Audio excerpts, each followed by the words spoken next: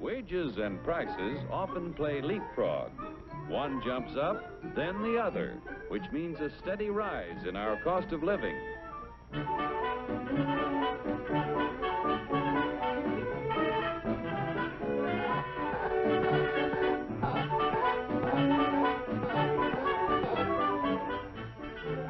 The Dilly Doll Factory is a happy shop. But Joe, our doll painter friend, seems to be a little down in the mouth, which even shows in his work.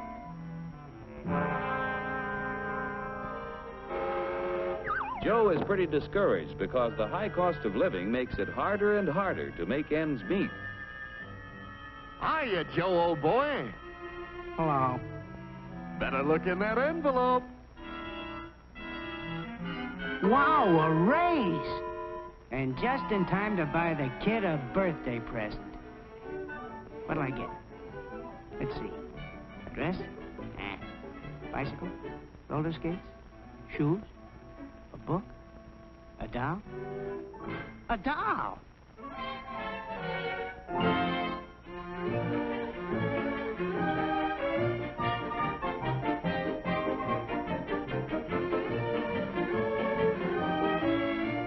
What's the price, miss?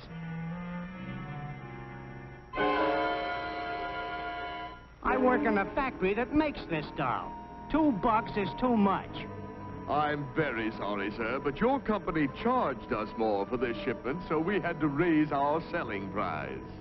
We got a wage increase, all right, but it couldn't raise the price that much. It just takes a little wood, rubber, paint, cloth, and a phony wig to make that doll. There's only about 10 cents worth of materials in the whole thing. You pirates, crooks, bandits, you robbers!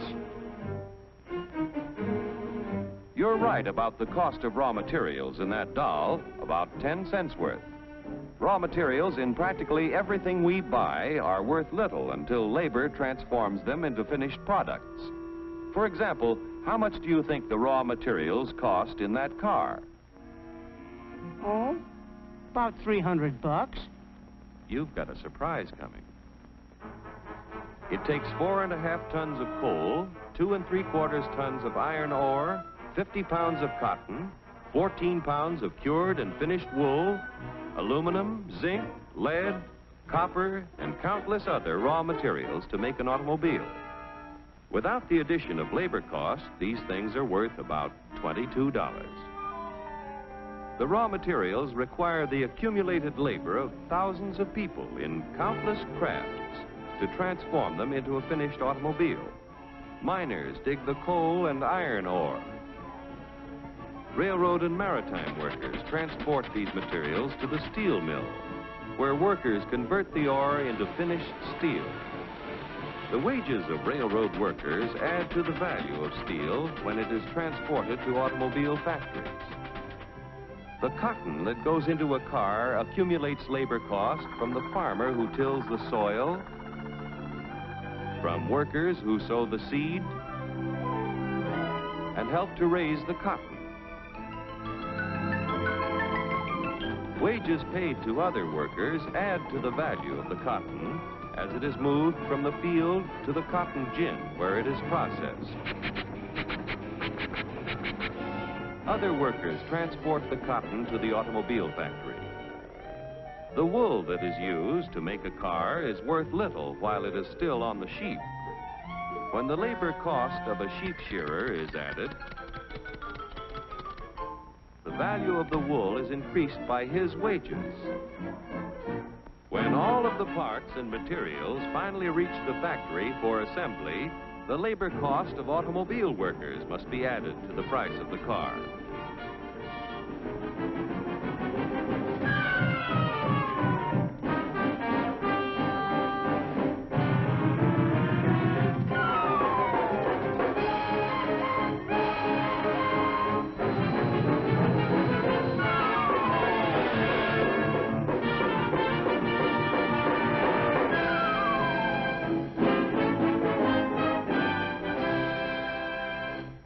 in the $1,500 automobile, direct and indirect labor costs add up to approximately $1,200, or over 80% of the selling price. That's before taxes. And what happens to the other 20%, or $300? Raw material cost, $22. Profit to producers of raw materials and allied industries, $89.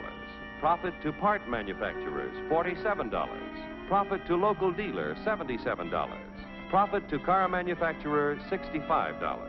Now, when you add $400 for taxes, the cost is $1,900 to the buyer. Like the dolls you make, an automobile has a low raw material cost and a high labor cost, and that goes for practically everything we buy. Oh, yeah? Well, what's the labor cost in a buck's worth of steak? We'll start back at the farm where Bully Boy was raised. The selling price of meat has to include the labor cost in producing the feed, in building fences, and constructing housing for our animal friend.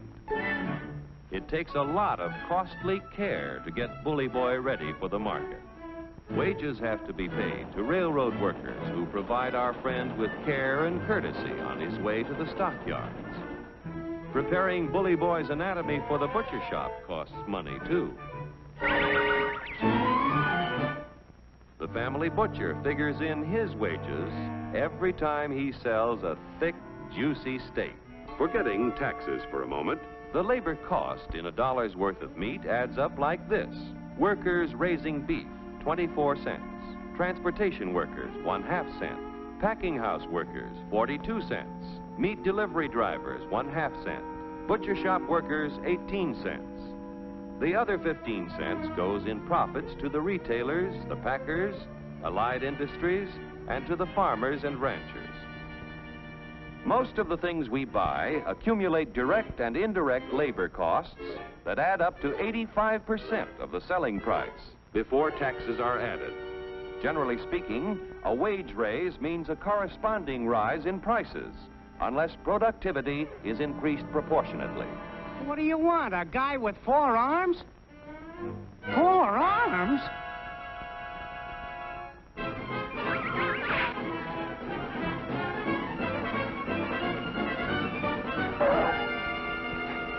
Say, I got a sensational idea. To expand productivity, labor and management must work together to develop new ideas and techniques.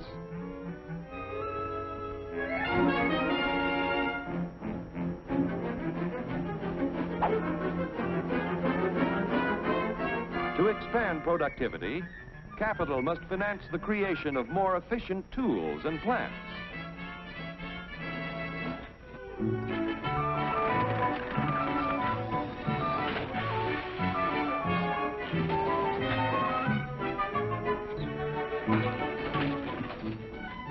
The production of more and better goods at lower costs means that when you get a wage raise, it's a real raise. A raise? A raise!